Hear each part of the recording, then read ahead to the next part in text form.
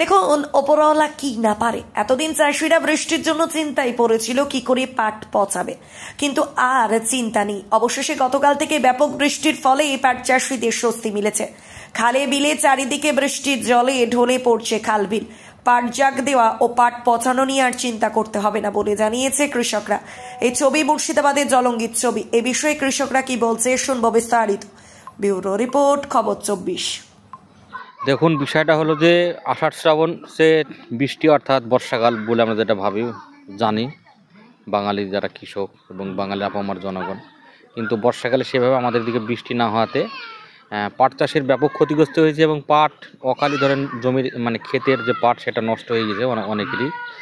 এবং সেই বর্ষার যে বৃষ্টির অভাব, সেই বৃষ্টির ঘাটতি মেটানোর জন্য অর্থাৎ পাট পচানোর জন্য যে জলের প্রয়োজন হয়, সেই জলের প্রয়োজনটা মেটানোর জন্য অনেকেই ধরেন কৃষিক্ষেত খনন করে কিছুটা জায়গা, যে হয়তো সেটা প্রয়োজনের তুলনায় প্রয়োজনের তুলনায় অপ্রতুল, যেটা হয় না, কিন্তু তৎসত্ত্বেও সেটা করতে হয়েছে। কৃষিক্ষেত খনন করে অনেকে কাজটা করেছে, যে পাট পচানোর জায়গা করেছে। কিন্তু সর্বোপরি যাই হোক, একটু আশার আলো আমরা দেখতে পেয়েছি।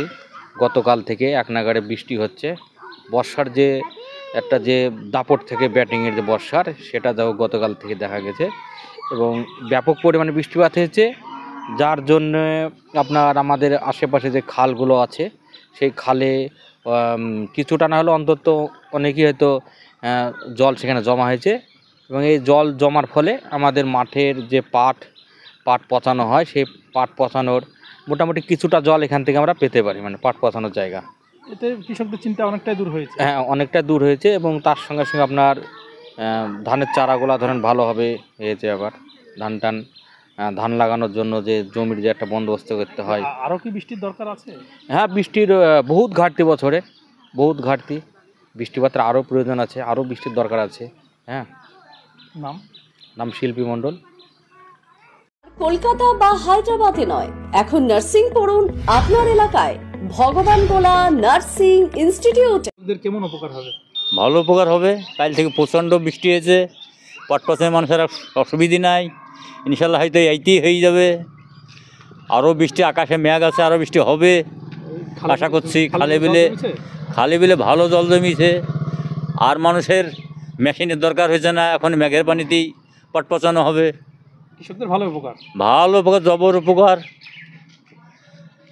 তাহলে বৃষ্টি যদি লাগাতার এইভাবে হতে থাকে, এতে কি সমস্যা হবে না আর উপকার হবে? সমস্যা হয়তো হবে না, বরং উপকারই হবে। পাট পচানোর জন্য ভালো হবে। হ্যাঁ, পাট পচানোর জন্য ভালোই হবে। নাম আব্দুল হাকিম মণ্ডল।